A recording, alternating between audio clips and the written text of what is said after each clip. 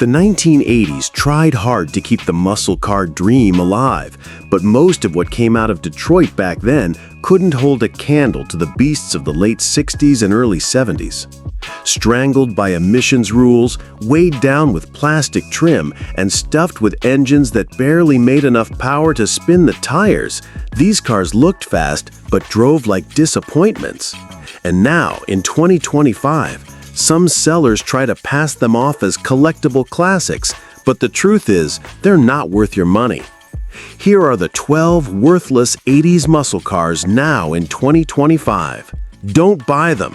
The underpowered pretenders, the weak survivors, and the sad failures of a once great era. Stick around till the end, and don't forget to subscribe. The 1980 Pontiac Firebird Espri is one of those fascinating contradictions in automotive history, a car that looked every bit the part of a late 70s and early 80s muscle machine, yet under the skin, it was often one of the weakest performers of its time. By 1980, Pontiac's Firebird lineup was caught between two worlds, the fading glory days of muscle cars and the harsh realities of fuel economy mandates, emissions restrictions, and rising insurance costs. The Trans Am was still there to preserve the image of speed and attitude, but the Espri, marketed as the luxury sport version of the Firebird, often ended up as little more than a stylish shell, covering up an uninspiring drivetrain. At first glance, the Espri had all the right ingredients to make an impression. The long hood, the wide stance, the low-slung body, the optional spoilers and rally wheels, it all echoed Pontiac's performance heritage. To the average onlooker, it looked almost identical to a Formula or Trans Am, especially if the buyer ticked a few styling option boxes. You could sit in traffic or pull into a drive-in and draw the same admiring glances as someone with a fire-breathing 400 cubic inch V8. But all of that image collapsed the second you turned the key and put your foot down. Instead of a bellowing big block or a growling small block, what greeted you in many 1980 Espris was the decidedly meek rumble of Buick's 231 cubic inch V6. With just around 110 horsepower and not much torque to back it up, it struggled mightily to move the nearly 3,500-pound Firebird with any authority. 0 to 60 times stretched well into the teens, and highway passing required patience, planning, and a long stretch of open road.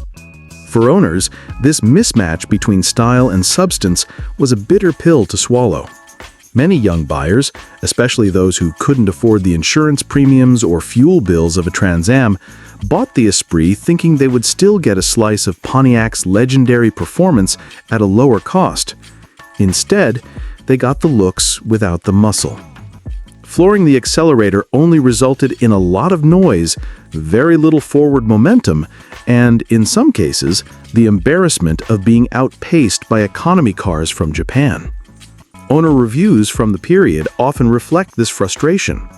One former Espri owner recalled, "Everybody thought I had a Trans Am until I tried to race them. Then it was nothing but shame." Another joked, "The car was all feathers, no bird." The problem wasn't limited to the V6 either. Even the small V8s available in the Espri by 1980 were strangled by emissions equipment, low compression ratios, and restrictive carburetors, meaning they offered only marginally better performance than the six-cylinder. A 301 V8, making 140 horsepower, was technically an upgrade, but it still fell far of the muscle car expectations the Firebird's bodywork promised. Buyers who remembered the tire-smoking Firebirds of the late 1960s or the glory days of Smokey and the Bandit found the Espri's performance downright depressing. Still, the Espri wasn't without its merits. As the luxury version of the Firebird, it offered a softer suspension, more comfortable interior trim, and a quieter ride compared to its performance-oriented siblings. For buyers who cared more about style and cruising than outright speed, it could be a pleasant daily driver, especially with features like air conditioning, power accessories, and Pontiac's attention to detail in interior design. But for enthusiasts who expected performance to match the aggressive styling, the Espri became a cautionary tale of the muscle car era's decline. Over time, the 1980 Firebird Espri has taken on a kind of ironic cult status. On the one hand, it represents one of the low points in Pontiac's performance history, a car whose bark was far worse than its bite. On the other, it has become a nostalgic symbol of the times, when muscle cars had to reinvent themselves, sometimes awkwardly, in the face of new regulations and changing buyer priorities. For some collectors today, there's even a strange charm in finding a survivor Espri with its original V6 intact, precisely because so many were swapped for V8s by frustrated owners back in the day. In the end, the 1980 Pontiac Firebird Espri was the ultimate all-show, no-go car of its generation. It carried the visual DNA of Pontiac's muscle legends, but under the hood, it was neutered by the realities of the era. To those who bought one, it was often a disappointment. To history, it stands as a reminder that style alone cannot sustain a performance brand, and that even the most aggressive sheet metal can't disguise a wheezing, underpowered engine. Would you like me to expand this into an even longer, story-driven narrative that compares how the Espri was viewed against the Trans Am of the same year, with more detailed anecdotes from owners and car magazines of the era to capture the full atmosphere of disappointment? The 1980-1981 Chevrolet Camaro Berlinetta stands as one of the most peculiar chapters in the Camaro's long history, a car that tried to straddle two worlds but ended up failing to satisfy either audience. By the dawn of the 1980s, the Camaro name still carried enormous weight thanks to its late 60s muscle car glory days and its role as the Trans Am sibling in Pontiac's success story.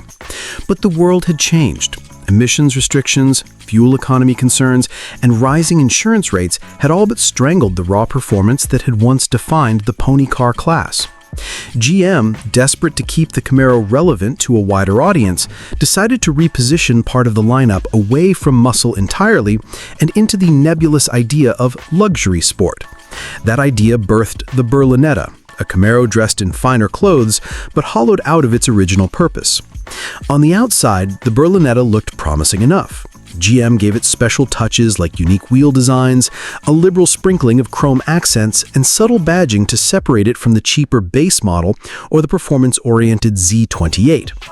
Inside, it leaned heavily into the luxury image, with upgraded upholstery, plusher carpeting, wood grain trim on the dash, and features aimed at buyers who wanted comfort instead of speed. GM's advertising even pitched it as the Camaro for a different kind of driver, the kind who valued sophistication, style, and a smooth ride over tire smoke and quarter-mile times. In theory, it was the perfect Camaro for the up-and-coming professional who wanted the sporty image of an F-body without all the rowdiness of a muscle car. But once again, as with so many American cars of this era, the problem lay under the hood. The Berlinetta's standard engine was a Buick-sourced 3.8-liter V6, an engine designed for reliability and economy rather than any kind of performance. With roughly 110 horsepower pushing nearly 3,400 pounds of Camaro, acceleration was painfully sluggish. Road tests from the time showed 0 to 60 runs in the 15 to 17-second range, numbers that would have been embarrassing even for a compact economy car, let alone a Camaro. Buyers could step up to the 305 cubic inch small block V8, but thanks to low compression, restrictive emissions controls, and strangled carburetor setup, even that engine produced only 150 to 165 horsepower in the Berlinetta's best form. Compared to the high-revving small blocks of a decade earlier, it was a shadow of what Camaro V8 once meant. Owners felt the disappointment almost immediately. One contemporary owner recalled in a forum years later, "My friends all thought I had this hot Camaro until I tried to merge onto the highway. Then it was like a Chevette in disguise." Another remembered buying a Berlinetta brand new because it looked sharp in the showroom, only to regret it within weeks.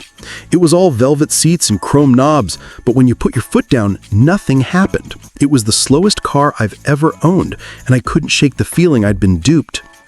And yet, the Berlinetta was not without its fans. For buyers who had no interest in racing anyone from a stoplight, the Berlinetta did deliver on some of its promises. The softer suspension tuning made it more comfortable for long-distance cruising than a Z28. The cabin did feel more upscale than the base model. And for those who wanted the Camaro's iconic shape without the rough edges, it was at least a stylish personal coupe. But the trouble was that the Camaro's identity had never been about being just stylish.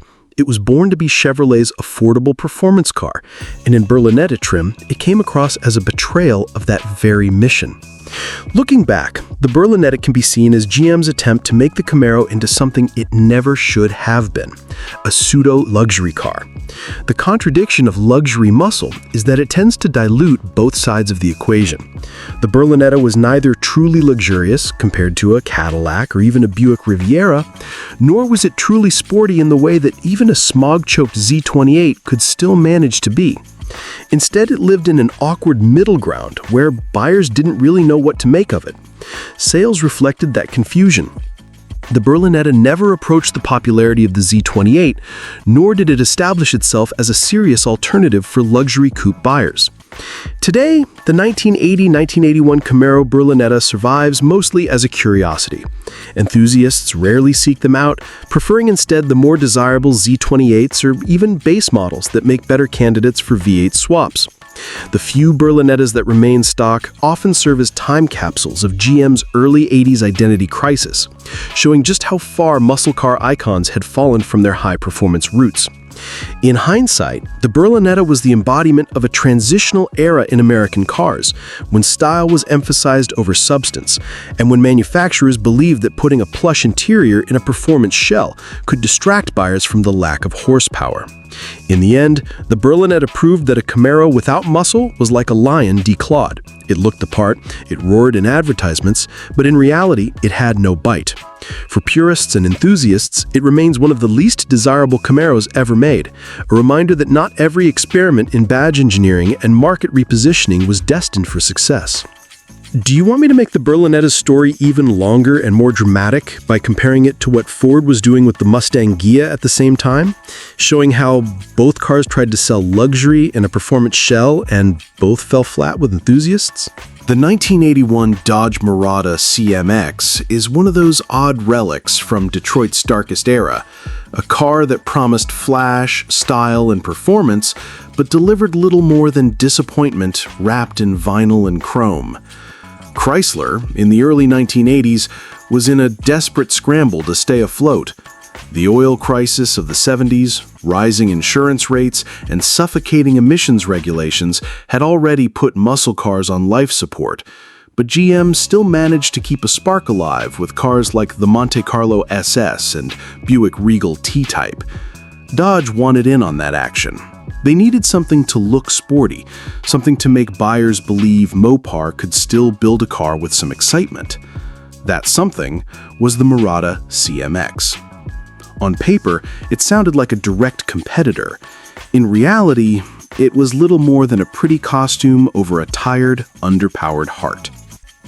The Mirada shared Chrysler's J-body platform with the Dodge Diplomat and Chrysler Cordoba, meaning it had the bones of a rather ordinary sedan dressed up in coupe clothing. Dodge styled the car aggressively enough, with long doors, a sharp-edged roofline, and a slightly formal front end that hinted at European luxury coupes. The CMX trim was supposed to be the upscale sporty variant, complete with vinyl roof options, opera windows, bucket seats, and flashy color choices. To the casual eye, it looked like it might be Chrysler's answer to the Monte Carlo SS, or even the Thunderbird. For a brief moment, if you squinted, you could almost believe Dodge had rediscovered its performance edge. Then you opened the hood. The base engine was Chrysler's stalwart 225 cubic inch Slant 6, an indestructible workhorse when installed in a Dart or pickup, but entirely unsuited for a car pretending to be a personal luxury sports coupe.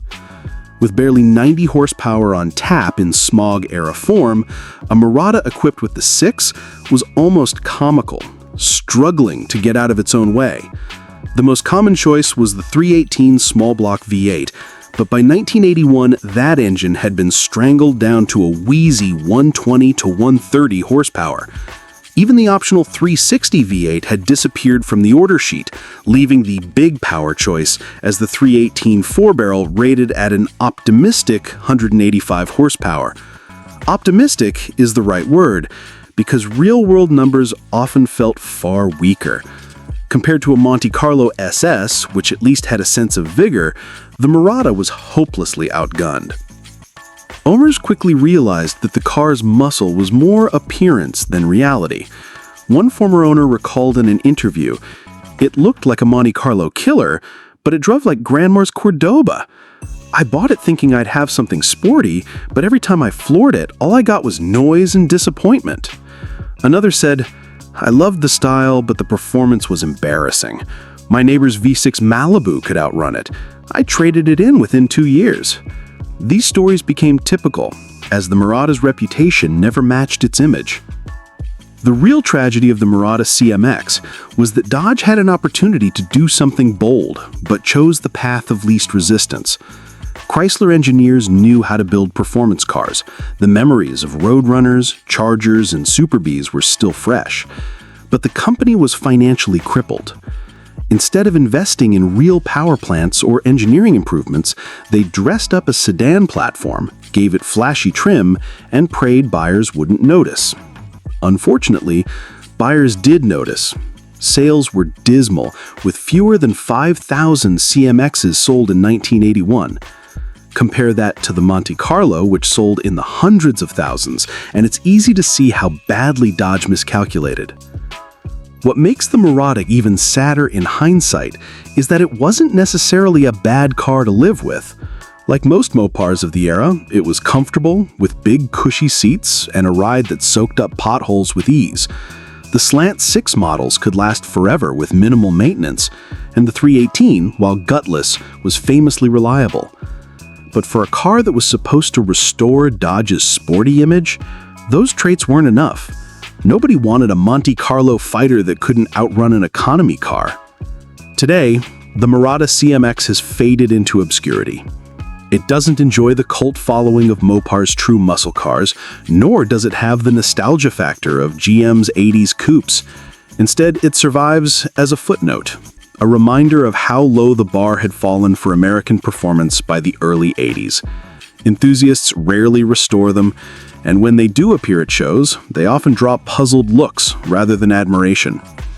Some hot rodders have salvaged them with modern crate motors, proving that the Mirada's chassis could handle real power if only Chrysler had given it the chance. But in stock form, the car was doomed from the start. The 1981 Dodge Mirada CMX was in essence a promise unkept. It had the style, it had the name, it even had a momentary flash of glamour in Dodge's brochures. But beneath the surface, it was just another victim of the malaise era, all bark and no bite. For Dodge fans who remembered the glory days of Hemis and six-packs, the Mirada was a bitter reminder that those days were gone. For collectors today, it stands as a curious piece of Mopar history, rare, but for all the wrong reasons. Do you want me to also expand on how the Mirada's failure pushed Dodge further toward front-wheel drive K cars, marking the end of the line for Chrysler's traditional rear-drive midsize coupes? The 1981 Pontiac Turbo Trans Am was supposed to be Pontiac's bold leap into the future, a high-tech savior of the muscle car in an age when emissions controls, fuel economy standards, and soaring insurance premiums had drained nearly all the performance out of Detroit's once proud V8s. On paper, it looked like Pontiac had found the answer: turbocharging. At a time when European automakers like Saab and BMW were experimenting with turbos to squeeze more power out of small displacement engines, Pontiac decided to graft a Garrett turbocharger onto its own downsized 301 cubic inch V8. It sounded like something straight out of a science fiction car magazine, a futuristic Trans Am with forced induction ready to carry the legend of the Firebird into the new decade. Unfortunately, the reality was far less glamorous. The 301 V8 was already a compromise engine. It had been designed for fuel efficiency and low emissions, not brute strength. With thin cylinder walls, a lightweight block, and undersized internals, it was never meant to handle the stresses of forced induction. Pontiac engineers bolted on a turbo system that, in theory, produced 210 horsepower and 345 pound-feet of torque. That sounded impressive compared to the anemic engines of the time, but in practice, the numbers were misleading. The turbocharger was small, laggy, and inconsistent, and the carbureted fuel system struggled to keep up with boost demands. Many owners reported that the car would stumble or detonate under load, leading to chronic overheating and blown head gaskets. The promise of modern turbo technology quickly turned into an owner's nightmare of trips to the mechanic. Driving the Turbo Trans Am was a frustrating experience. Unlike the effortless surge of torque from Pontiac's old big block V8s, the turbocharged 301 delivered its power in uneven bursts, with noticeable turbo lag followed by a short, unimpressive rush. One owner recalled, "It felt like waiting for a bus. You floored it, nothing happened, then it gave you a little shove, and then it was over. All noise, no thrill." Another said, "I bought it because I loved the look and the idea of a turbo, but the reality was constant overheating, constant repairs, and no real speed. It was the most disappointing car I ever owned." The technology itself was crude for the time. There was no intercooler, which meant intake temperatures skyrocketed under boost, leading to detonation and engine wear. The turbocharged 301 was also mated to GM's sluggish 3-speed automatic transmission, which sapped what little performance the engine had. In real-world tests, the Turbo Trans Am struggled to crack 17s in the quarter mile, a number that would have been embarrassing even for a station wagon from the previous decade. Yet Pontiac was still marketing it as the future of performance, complete with decals proudly announcing turbo across the hood bulge. The styling screamed speed, but the engine couldn't deliver. Reliability was the Turbo Trans Am's greatest downfall. Owners reported cracked pistons, warped heads, leaking turbos, and endless carburetor issues. Mechanics at the time often dreaded seeing them roll into the shop because diagnosing and repairing the turbo system was a nightmare compared to a simple, naturally aspirated V8. Many of these cars didn't last long before being either engine swapped or scrapped altogether. Survivors today are rare not because they're collectible, but because so many gave up the ghost early. And yet, despite all of this, the 1981 Turbo Trans Am has a strange aura about it today. Part of that comes from its role in pop culture. The 1980 Turbo Trans Am was famously used in Smokey and the Bandit 2, where Burt Reynolds' black and gold bird still looked every bit the outlaw machine, even if the engine under the hood didn't live up to the legend. That association, along with the car's flashy styling and turbo graphics, gave it a certain mystique, even if car magazines of the day were merciless in their reviews. In hindsight, the Turbo Trans Am stands as one of the most notorious examples of Detroit overpromising and underdelivering. It was a desperate attempt to apply futuristic technology to outdated hardware, a car born more of marketing than engineering. Pontiac was trying to keep the muscle car flame alive in an era when government regulations, fuel shortages, and financial struggles were all conspiring to snuff it out. The result was a car that looked every bit the part of a muscle car icon, but left drivers frustrated and mechanics overworked. Today, collectors see the Turbo Trans Am as a curiosity rather than a prize. Some enthusiasts restore them as period pieces, complete with all their flaws, while others rip out the fragile 301 Turbo and replace it with something stronger, finally giving the car the performance its styling promised. For purists, it represents the painful transition between the glory days of Pontiac muscle and the eventual rebirth of turbocharging as a legitimate performance tool in later decades. But for those who owned one back in the day, the memory is often summed up in one word: disappointment. Would you like me to expand this further by connecting how the Turbo Trans Am's failure symbolized the decline of Pontiac itself, and how GM's misuse of turbocharging in the early 80s damaged its reputation for years? When Chevrolet unveiled the all-new third-generation Camaro in 1982, it was supposed to be a rebirth of the F-body. The car looked like it had driven straight out of the future. Wedge-shaped bodywork, flush glass, a low-slung stance, and a drag coefficient that GM bragged was better than a Corvette's. To enthusiasts who'd survived the painful decline of muscle cars through the 1970s, the new Camaro was a beacon of hope. The brochures screamed performance, the TV ads boasted of a new era of technology, and the styling promised that the Camaro would once again be the terror of the boulevards. And then came the base model, the Camaro Iron Duke. Under the hood of this futuristic-looking sports car was not a V8, not even a V6, but GM's notorious 2.5-liter Iron Duke inline-4. This was an engine designed for compact sedans, postal jeeps, and fleet cars, not a Camaro. It produced an anemic 90 horsepower and about 132 pound-feet of torque, figures so low that even economy cars of the time could outgun it. To put it in perspective, a 1982 Dodge Aries K car had 84 horsepower, and yet many owners claimed it felt just as fast, if not quicker, than the Iron Duke Camaro. 0 to 60 times stretched painfully into the 20-second range, which was embarrassing for a car wearing the Camaro badge.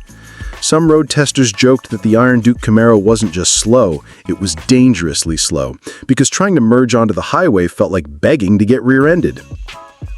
For enthusiasts, the Iron Duke Camaro was nothing less than an insult. People had grown up with the 67 Z28, the big block SS models, and the brutal LT1s of the early 70s.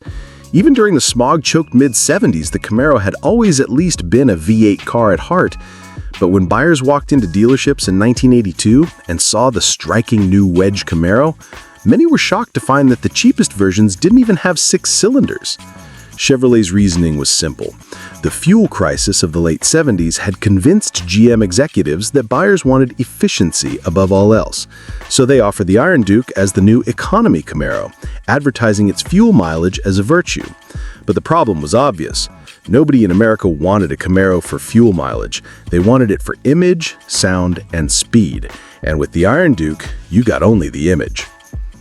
Owners quickly discovered just how underwhelming the Iron Duke Camaro was in daily life. One recalled, "It looked like a Trans Am fighter jet on the outside, but inside it was all noise and no go. I remember getting passed by a Dodge Omni once and I just wanted to sink into the seat and disappear."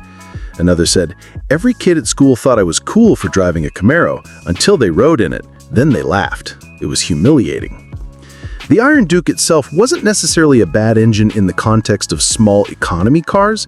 It was simple, rugged, and known for lasting a long time when used gently. But in a Camaro, its lack of refinement and total absence of performance made it feel like a cruel joke. Made it to GM's 4-speed manual transmission, the engine strained and buzzed like a tractor motor, with almost nothing happening above 4,000 RPM. Some owners opted for the automatic, but that only made things worse as the slush box sucked away what little vigor the Iron Duke had. Magazines at the time were not kind. Road and Track called it a car that looks like a Sprinter but runs like a mail truck. Car and Driver openly mocked Chevrolet for daring to put such an engine in a Camaro at all. Performance figures were embarrassing. Quarter-mile time stretched beyond 20 seconds, a number more appropriate for a school bus than a sports coupe. For comparison, the 1982 Z28, with its Crossfire injection 305 V8, wasn't exactly a rocket either, but at least it could hit 16-second quarters, light years ahead of the Iron Duke. The decision to equip the Camaro with the Iron Duke tarnished the launch of the otherwise impressive third-gen car. Enthusiasts wanted to celebrate the new design, the lighter chassis, and the improved handling, but the existence of a 90-horsepower base model became a running joke in car culture. Even today, when people talk about the worst examples of badge betrayal, the 1982 Camaro Iron Duke usually makes the list. It was the right car, the right design, but the absolute wrong engine. In hindsight, the Iron Duke Camaro is a strange historical artifact.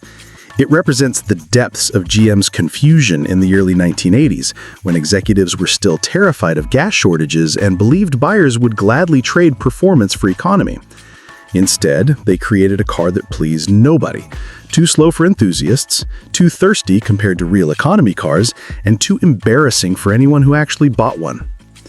Today, if you ever see an Iron Duke Camaro still on the road, it's almost always the subject of either ridicule or curiosity. Most have long since been engine swapped to proper V8s, and the survivors serve as cautionary tales. In a way, the Iron Duke Camaro is proof that styling alone can sell a car, because thousands of people bought them despite their total lack of performance.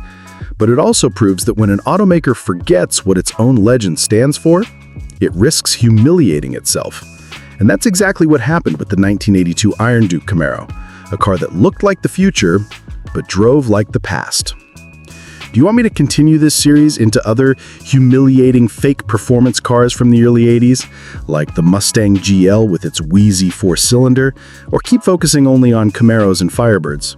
When Pontiac rolled out the all-new third-generation Firebird in 1982, it was meant to be the Arrowhead brand's triumphant return to sleek styling and modern engineering. The design was radical, low, aerodynamic, futuristic. With its pop-up headlights, slanted nose, and aggressive wedge profile, it didn't look like anything else on the road. Almost overnight, it became one of the most recognizable shapes of the decade, especially once NBC's Knight Rider put a black '82 Firebird Trans Am on primetime television as KITT, the talking supercar. Suddenly, every teenager wanted one, and every Pontiac dealer had buyers drooling over the sharp new lines. But there was a problem, a big one. Underneath that wild, exotic bodywork, Pontiac offered one of the most embarrassing engines in Firebird history, the dreaded Iron Duke four-cylinder. Yes, unbelievably, the same 2.5-liter inline-four that wheezed under the hood of Chevy Citations, Postal Jeeps, and base Camaros could be found in the 1982 Firebird SE. It produced a pitiful 90 horsepower and barely over 130 pound-feet of torque, numbers so far removed from Pontiac's muscle car legacy that enthusiasts felt betrayed. Pontiac, the brand that had given the world the GTO, the Judge, and the mighty 455 Super Duty, was now selling a Firebird that could barely out-accelerate a minivan. In fact, real-world testing showed that Iron Duke Firebirds were so slow that merging onto highways was borderline terrifying. 0 to 60 times often stretched beyond 15 or even 20 seconds, depending on the transmission, making the car slower than many economy hatchbacks of the era. It was a cruel irony. The Firebird SE looked like the future, like something ready to blast down the highway in turbocharged glory, but when you turned the key, all you got was the sound of a tractor-like clatter from the Iron Duke. Pontiac had always marketed itself as GM's excitement division, yet the base Firebird of 1982 might have been the least exciting sports coupe in America. Owners who bought one for the looks often found themselves ridiculed once people discovered what was under the hood. One recalled, "I bought it because everyone said it looked just like KITT, but when I floored it, all it did was make noise and go nowhere. People would laugh when I said it only had 4 cylinders." Another said, "It was the most embarrassing car I ever owned. Everyone thought it was fast, but it was actually slower than my mom's station wagon." The problem wasn't just performance, but perception. Pontiac had built its entire reputation in the 60s and 70s on muscle cars and V8 power. Even during the dark years of the mid-70s, when emissions strangled engines, Firebird still had V8 options that at least gave the car some respect. But in 1982, with the base Firebird SE, you could end up with a Firebird that looked exactly like a Trans Am, minus the spoilers and decals, but drove like an economy commuter. This bait-and-switch left a sour taste in the mouths of many buyers, and critics hammered Pontiac for allowing its Halo car to be saddled with such a disgrace.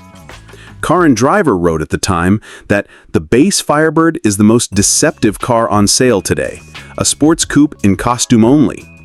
Road and Track complained that Pontiac had reduced the Firebird to styling without substance. The fact that Knight Rider would go on to make the Firebird shape an icon only deepened the wound. Thousands of kids dreamed of owning KITT, only to discover that the real-life Firebird SE with the Iron Duke was about as exciting as a lawnmower. Of course, Pontiac did offer stronger engines in 1982. Buyers could step up to a 2.8-liter V6 or one of the V8s, and the Trans Am was still respectable, if not spectacular, with its Crossfire Injection 305. But the fact that the entry-level Firebird SE shared its drivetrain with compact sedans destroyed the car's credibility. It proved that by the early 80s, GM was still lost, trying to balance performance heritage with fuel economy regulations, and often failing miserably. Today, the 1982 Firebird SE with the Iron Duke is remembered as one of the most embarrassing base models ever offered. While the shape is still iconic, thanks to Knight Rider reruns and the car's groundbreaking aerodynamics, the idea of a four-cylinder Firebird remains laughable. It was the classic example of all show and no go, a car that promised you the dream of muscle but delivered the reality of mediocrity. And yet, in a strange way, that very contradiction makes it fascinating now. To see one today is like stumbling across a relic of GM's confused early 80s mindset. It's a car that taught thousands of buyers the hard truth that you can't judge performance by looks alone. You might have looked like David Hasselhoff behind the wheel, but under the hood, you were stuck with a commuter engine that had no business in a Firebird. Would you like me to continue this saga into other early 80s disappointments like the Mustang GL and Capri with the 88 horsepower four-cylinder? Or should I keep going through the Camaro Firebird missteps first? When people today think of the Fox body Mustang, they picture the rumbling 5.0-liter V8 of the late 1980s and early 1990s, a car that became a cultural icon and restored the Mustang's reputation as a true American muscle machine. But the Fox platform's early years, in the late 1970s and early 1980s, told a very different story, one of compromise, caution, and some painfully weak versions that nearly destroyed the Mustang's image. Among the worst offenders was the 1983 Mustang GLX, equipped with the 3.8-liter S6 V6, a car that perfectly symbolized how far the Mustang had drifted from its performance roots. By 1983, the Fox Mustang was only 4 years old, introduced in 1979 as a much-needed replacement for the Mustang II. The Fox was lighter, cleaner in design, and far more adaptable than its Pinto-based predecessor. The potential was there, but in the early years, Ford was still terrified of fuel economy standards, emissions regulations, and rising insurance rates on performance cars. That meant the Mustang was being marketed not as a tire-smoking pony car, but as a flexible compact coupe that could be ordered with a dizzying variety of engines, from a 2.3-liter four-cylinder to a turbocharged four, a couple of V6 options, and eventually V8s. The problem was that most buyers didn't get the big V8, and trims like the GLX made the car feel like nothing more than a glorified Fairmont in a sleeker body. The GLX was meant to be the luxury Mustang, replacing the Ghia trim from the late 70s. On paper, it sounded promising. Velour seats, power accessories, nicer interior trim, and available wire wheel hubcaps for those who wanted a touch of class. But in reality, it was lipstick on a pig. Ford's idea of luxury in the early 80s meant flimsy plastics dressed up with fake wood grain, padded vinyl roofs that looked dated even then, and fabrics that wore out in a few years. To make matters worse, most GLX buyers ended up with the 3.8-liter S6 V6, an engine that was neither powerful nor particularly refined. Making about 112 horsepower in 1983, the 3.8 struggled to move the Mustang's weight with any urgency. Acceleration was sluggish, with 0 to 60 times pushing into the high 12-second range. Not awful for an economy car of the time, but deeply embarrassing for a Mustang wearing a badge that once stood for affordable performance. To enthusiasts, it was a betrayal. Roadsters at the time noted that the GLX 3.8 felt underwhelming and lazy, and owners quickly learned that the combination of luxury pretensions and lackluster power added up to a car that pleased no one. Enthusiasts hated it for being slow, while those who wanted real luxury could just buy a Thunderbird, a Cougar, or even a Lincoln. Owner complaints from the time paint a bleak picture. One former GLX driver recalled, "It looked sporty enough, but the moment you drove it, you realized it was just a dressed-up Fairmont. The V6 wheezed up hills, and the interior rattled like a tin can after 30,000 miles." Another said, "The brochures made it look like a personal luxury coupe, but the truth was it was neither luxurious nor sporty. It was just cheap." Ford's marketing department had tried to position the Mustang as a car for everyone, and that was exactly the problem. By trying to cover every niche, the early Fox Mustangs watered down the car's identity. The GLX trim showed just how muddled things had become. A Mustang pretending to be a luxury coupe while struggling to even keep up with economy cars. It was a car for buyers who wanted the Mustang name without the Mustang spirit. And in hindsight, it's no surprise that few people remember the GLX fondly today. Of course, redemption was on the horizon. In 1982, Ford had revived the Mustang GT with the 5.0 high-output V8, and by 1985, the 5.0 had become a cult favorite. Those later cars would cement the Fox body's place in history as one of the great affordable performance cars. But in 1983, if you wandered into a Ford showroom and walked out with a GLX V6, you weren't getting a muscle car at all. You were getting a compromised commuter with pretensions it couldn't live up to. Today, the 1983 Mustang GLX 3.8 stands as a forgotten footnote in Mustang history, a cautionary tale about what happens when a pony car loses sight of its purpose. Enthusiasts collect the GTs, the Cobras, and even the SVOs, but nobody seeks out a GLX. It's a reminder that not every Mustang was a hero. Some were simply mistakes wearing the right badge on the wrong car. The 1984 Dodge Daytona Turbo Z represents one of the more fascinating, if frustrating, chapters in Chrysler's turbulent performance history. Chrysler, attempting to capitalize on the turbocharged revolution that had begun overseas with European small-displacement forced induction cars, sought to bring this cutting-edge technology to an affordable American sports coupe. The Daytona Turbo Z, a front-wheel drive two-door hatchback, was billed as a technological marvel, a car that combined the futuristic aesthetics of the early 1980s with the promise of genuine performance. Its body was sharply angular, wedge-shaped, and aerodynamically styled, with pop-up headlights and bold Turbo Z graphics that screamed, "Look at me," capturing the era's obsession with futuristic design.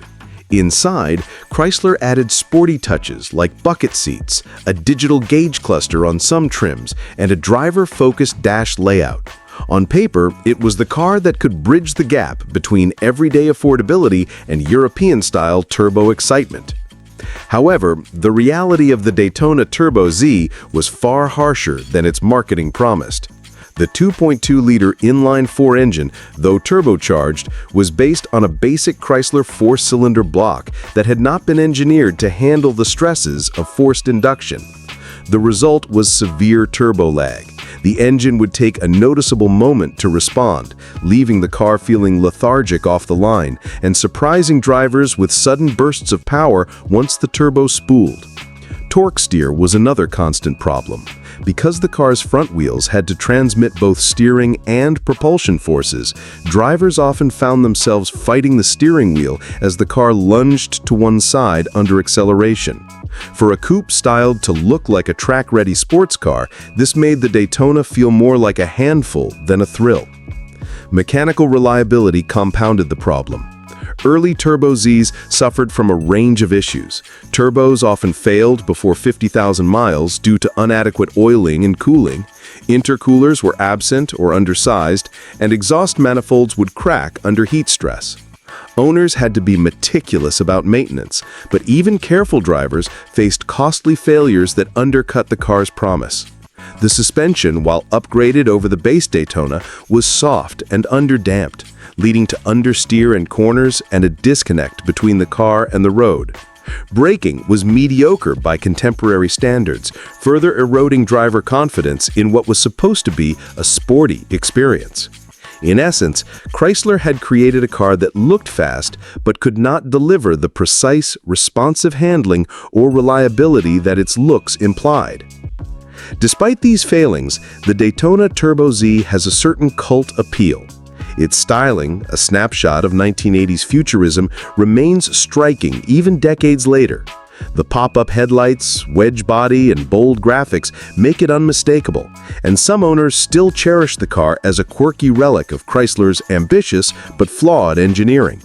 Enthusiasts often remember the car with a mix of fondness and frustration, noting that while it never lived up to its performance promise, it captured the imagination of buyers who wanted something flashy and technologically forward. One long-term owner recalled, "It looked like a spaceship parked in my driveway, but driving it was like wrestling a greased alligator, exciting for 2 minutes, terrifying for the next 20. Another said, "I loved showing it off at car meets, but every week there was a new maintenance headache. Turbo, brakes, steering, it was beautiful chaos." In the broader context of 1980s American performance cars, the Daytona Turbo Z illustrates the tension between ambition and execution. Chrysler wanted a European-style turbo sports car for the masses, but the technology, chassis, and design philosophy weren't quite ready for the American marketplace. Buyers got the look and hype, but not the performance or dependability. In comparison to contemporaries like the Pontiac Turbo Trans Am or even the later Shelby GLHS, the Daytona Turbo Z is remembered more as a cautionary tale than a triumph. A car that could have been revolutionary, but instead became a symbol of overpromised potential, mechanical headaches, and the perils of front-wheel drive performance in an era that still prized rear-wheel drive dynamics. Its legacy is complicated. Today, surviving Daytona Turbo Zs are quirky collector pieces, appreciated for their aesthetics, rarity, and audacity rather than their driving experience. They are conversation starters, relics of an era when turbocharging was still exotic and styling often mattered more than function.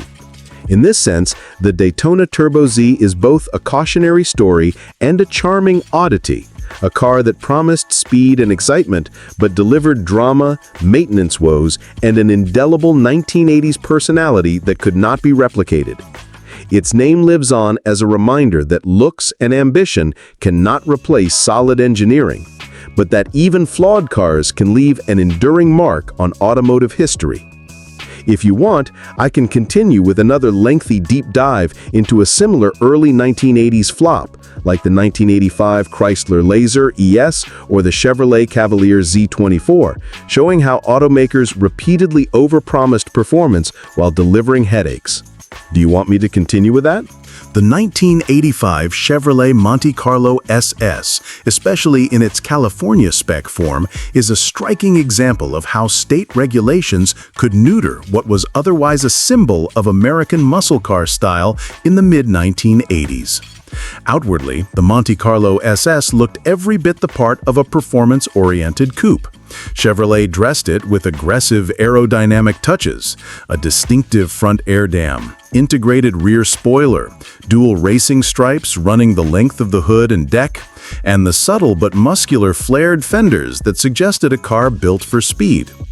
Inside, the SS trim added sportier seats, a unique gauge cluster, and a leather-wrapped steering wheel in some packages, giving it a feel closer to a racing-inspired coupe than a mere family car.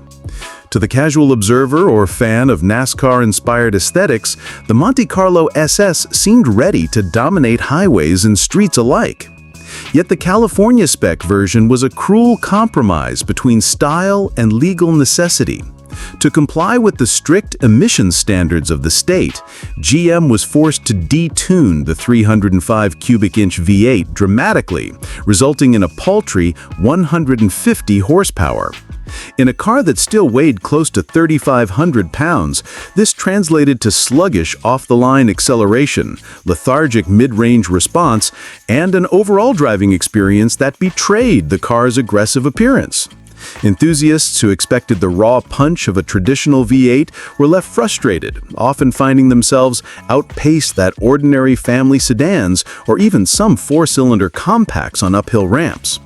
The car looked ready for a drag strip, but in practice, it felt shackled, as if someone had strapped down its engine's potential with invisible chains. Mechanically, the Monte Carlo SS was otherwise typical of Chevrolet's mid-1980s F-body architecture. The suspension was tuned for a balance of comfort and sporty handling, and the chassis was robust enough to handle more power if only it had been allowed to. The automatic transmissions paired with these engines were adequate for everyday driving, but they exacerbated the feeling of lethargy when the underpowered V8 struggled to push the car at highway speeds.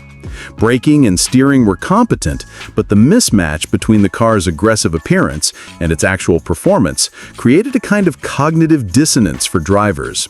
It looked fast, but it was decidedly not. Owners reported a strange blend of pride and embarrassment. While friends admired the car's looks, nobody asked for a ride expecting to be impressed by acceleration. The Monte Carlo SS's California spec limitations highlight a broader trend in the 1980s.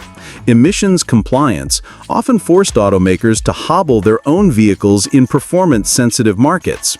In a state where environmental regulations were tightening rapidly, cars like the Monte Carlo SS were neutered before they even hit the road, transforming what should have been an enthusiast's dream into a mildly disappointing coupe.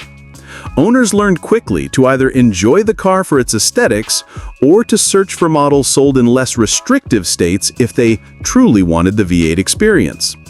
This mismatch between expectations and reality became a defining aspect of the car's reputation, with enthusiasts often joking that the Monte Carlo SS had the soul of a muscle car and the heart of a golf cart. Despite its underwhelming performance, the California Monte Carlo has a kind of enduring appeal today, largely because of its bold styling and NASCAR-inspired legacy. Collectors appreciate it as a quirky example of how external regulations can shape vehicle engineering, and its distinctive graphics and body kit remain iconic. Surviving examples are often cherished more for their visual impact and rarity in certain emissions-restricted markets than for actual performance. Enthusiasts might joke about the car's inability to muscle its way past a minivan at a stoplight, but that same charm, a car that looked fast and aggressive while secretly being quite tame, gives it a unique personality among 1980s American coupes. In essence, the 1985 California spec Monte Carlo SS is a study in contradiction, a muscle car in form, but a mild-mannered commuter in practice, remembered less for its speed, more for the audacity of its design and the regulatory hurdles it was forced to endure. If you want, I can continue with a similar in-depth look at another mid-1980s muscle flop, such as the 1986 Pontiac 6000 STE or the 1985 Buick Regal Grand National California Spec Edition, which both had similar issues of style versus real-world performance. Do you want me to do that next? The 1985 Mercury Capri RS is a perfect example of 1980s automotive marketing, promising excitement while delivering mild-mannered practicality. Mercury's strategy with the Capri RS was to tap into the pony car craze that had made the Mustang an icon. But while dressing it in aggressive sport trim, they simultaneously made it affordable enough to appeal to younger buyers with smaller budgets. The RS designation implied racing, sharp handling, and spirited acceleration, but in practice, the reality fell far short of the suggestion.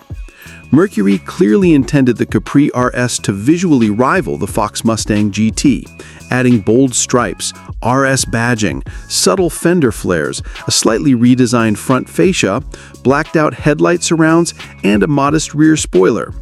Inside, it had sporty bucket seats, a simple but purposeful driver-focused dashboard, and available tachometers and gauge clusters to reinforce the idea that you were piloting something serious. The exterior and interior together screamed sportiness, projecting the illusion of speed and agility that buyers expected from a performance car. The problem was that most Capris were ordered with the 4-cylinder 2.3-liter engine or the 3.8-liter V6, leaving the majority of buyers far from the promised performance.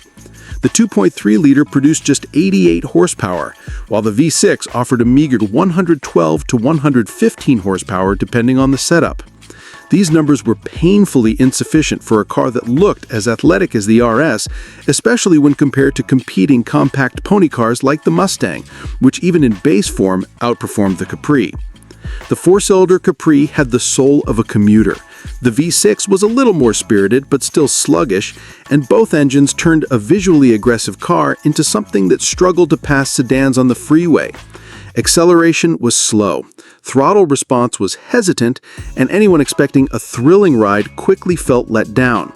On long stretches, especially in highway merging situations, drivers often found themselves wishing for the higher output 5.0 V8, which was optional, but far less common in the US market due to price considerations. In reality, the RS's outward appearance suggested agility and speed, while the majority of Capris performed like economy cars pretending to be sporty. Handling and chassis dynamics added another layer of compromise. Sharing the Fox Body Mustang's basic suspension setup, the Capri RS had McPherson struts in front and a solid rear axle with leaf springs. While this provided basic competence, only the V8 models felt like they could utilize the platform's potential. Four-cylinder and V6 models were underwhelming. Soft springs, light brakes, and a tendency toward understeer made spirited driving more stressful than fun. Road feel was muted, steering was rubbery, and high-speed maneuvers revealed the limits of the Fox platform when paired with a lightweight, underpowered drivetrain. Enthusiasts who hoped to carve twisty backroads in a Capri RS without the V8 were invariably disappointed, while the visually identical car with the 5.0-liter engine could at least fulfill the promise its body suggested. Despite these compromises, the Capri RS had some redeeming qualities.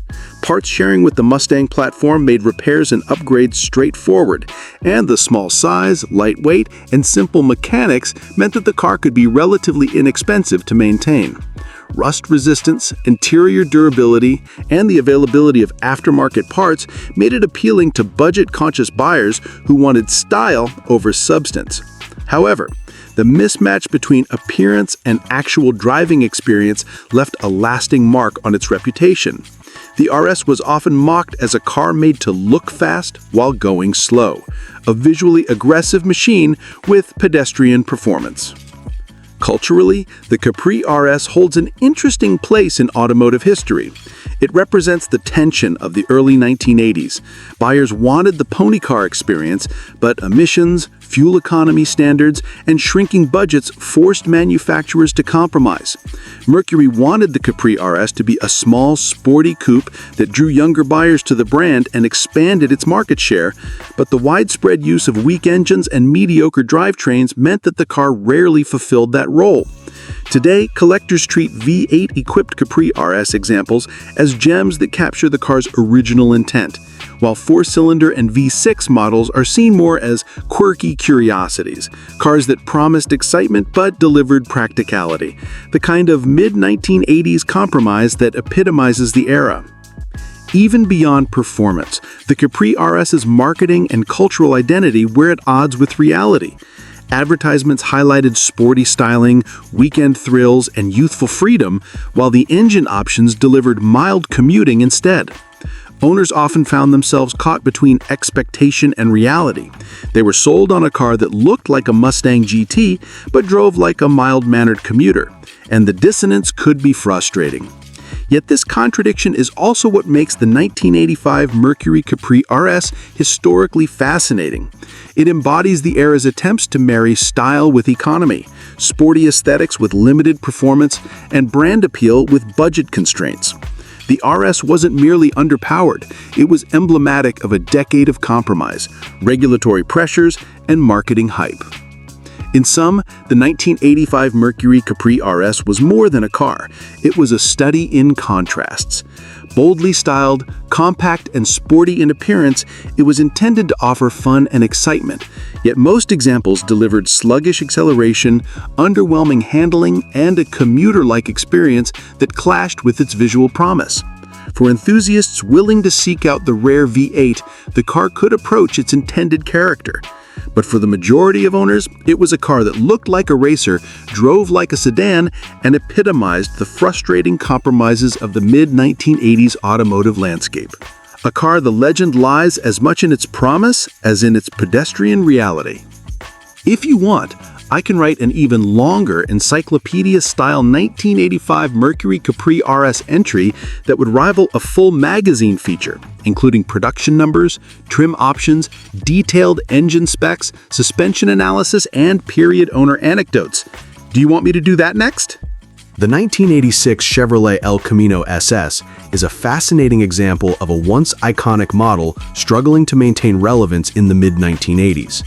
The El Camino had always occupied a strange niche between car and pickup, blending the styling and handling of a sedan with the cargo capacity of a light truck. By the mid-1980s, however, the muscle and performance that had defined earlier generations were increasingly at odds with fuel economy concerns, stricter emissions regulations, and an American market pivoting toward compact cars and SUVs. What had once been a legitimate performance-oriented utility coupe was now hampered by compromises that sapped its spirit. The 1986 SS carried on the visual legacy of its muscle car past with aggressive body stripes, SS badging, and a lowered stance that suggested athletic prowess. From a distance, it still commanded attention and evoked nostalgia for the glory days of the 1960s and early 1970s. However, the standard powertrain was the 305 cubic inch V8, producing roughly 165 horsepower, a number that could barely motivate the El Camino's weighty frame.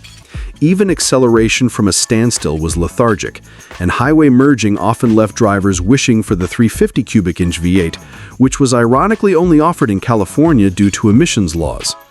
The disparity between appearance and actual performance was stark.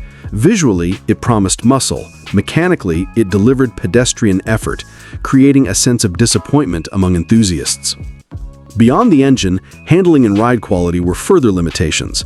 The El Camino's chassis, derived from the G-body platform shared with the Malibu, was designed for stability rather than sporty maneuvering. Leaf-sprung rear suspension offered a soft, truck-like ride, which was fine for carrying cargo, but compromised agility and road feel. Steering was heavy at low speeds and vague at higher speeds, making spirited driving a chore rather than a thrill. Even braking performance was modest, reflecting the vehicle's hybrid design ethos.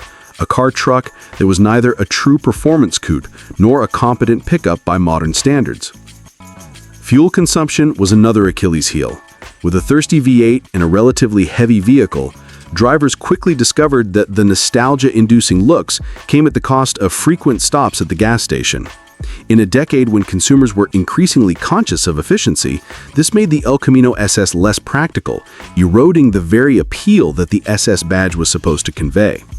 Combined with underwhelming acceleration and handling, the 86 El Camino SS was often seen as an anachronism, a visual nod to muscle car heritage in a time when its mechanical underpinnings were obsolete. Despite its shortcomings, the 1986 El Camino SS wasn't without charm.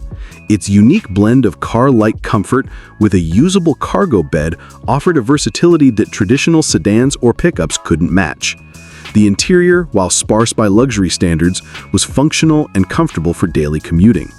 For enthusiasts who appreciated its quirky personality, the El Camino remained a collectible oddity, especially in SS trim, where the stripes, grille accents, and badges evoked memories of earlier high-performance models. Culturally, the 1986 El Camino SS occupies a peculiar space in automotive history. It represents the decline of the classic American muscle ethos and the transformation of the performance landscape under regulatory, economic, and consumer pressures. Where the 70s SS El Caminos were quick, aggressive, and audacious, the 1986 model offered style without substance, a car that could turn heads at a stoplight but rarely challenge anything in motion. Its story is one of compromise. Designers and marketers kept the aesthetic cues alive, yet the market realities of the 1980s had turned raw performance into an afterthought. In sum, the 1986 El Camino SS is a study in contradiction. It wore the stripes, the badge, and the lowered stance of a muscle car, yet its engine, chassis, and emissions-mandated tuning left it slow, thirsty, and ultimately disappointing. It is remembered today less for its capability and more for its cultural role as a relic of a bygone era. the final gasp of a car that once embodied American performance, now navigating a world that had moved on. Its legacy is as much about what it symbolized, the persistence of muscle car styling, than about what it actually delivered on the road. If you want, I can continue with an even longer magazine-style deep dive into the 1986 El Camino SS, including production numbers, detailed engine specs, real owner impressions, and comparisons to its 1970s predecessors. Do you want me to expand it that way next? The 1987 Pontiac Sunbird GT Turbo is a quintessential example of 1980s over-promising and under-delivering. Pontiac tried to create a pocket rocket that would inject some excitement into the compact segment, marketing it as a turbocharged successor to the muscle car spirit. On paper, the idea seemed brilliant. A lightweight, front-wheel drive coupe with a turbocharged 1.8-liter engine capable of pushing the little car toward respectable 0 to 60 times, all while being relatively affordable. In reality, the Sunbird GT Turbo was a fragile, temperamental machine that left its owners frustrated almost immediately. At first glance, the Sunbird's styling was inoffensive but unremarkable. Pontiac added sporty cues like ground effects, stripes, and subtle spoilers to give the impression of aggression, and the GT Turbo badge promised performance beyond its humble FWD platform. Step inside, however, and the illusion began to crumble. Interiors were basic, cheaply built, and prone to rattles. The seats were firm but unrefined, and controls had a plasticky feel that highlighted the car's budget nature. While it looked like a miniature sports coupe, the construction revealed that this was fundamentally still a subcompact economy car with a performance sticker slapped on. The engine, a turbocharged 1.8-liter inline-4, was the heart of the Sunbird's promise, but also its greatest weakness. Turbocharging in the 1980s was still a relatively new technology, and GM's execution was inconsistent. Owners frequently reported head gasket failures, blown turbos, and weak internals that struggled under the extra boost. Regular maintenance was not enough to prevent these failures, and repairs were often costly and labor-intensive given the compact engine bay and delicate components. While the car could, in short bursts, display a hint of its intended performance, sustained driving often revealed its mechanical fragility. Front-wheel drive, combined with the small chassis, made the Sunbird nimble in theory, but precarious in practice. The suspension was soft, designed more for comfort than handling, and torque steer was a constant companion under hard acceleration.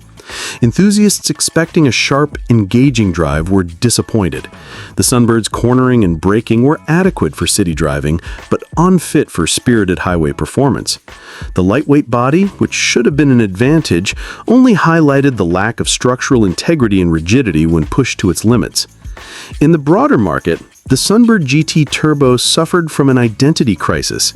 It was marketed as a sporty, turbocharged alternative for young buyers, yet it competed directly against more robust, better-engineered imports, and even some domestic compacts that delivered more reliability and better driving dynamics. Its performance advantages were often nullified by mechanical failures and the perception of fragility. The car's turbo lag, unreliable engine, and mediocre suspension meant that any initial excitement quickly soured, leaving buyers feeling cheated by Pontiac's marketing promises. Culturally, the 1987 Sunbird GT Turbo represents the era of ambitious badge engineering combined with limited technological know-how.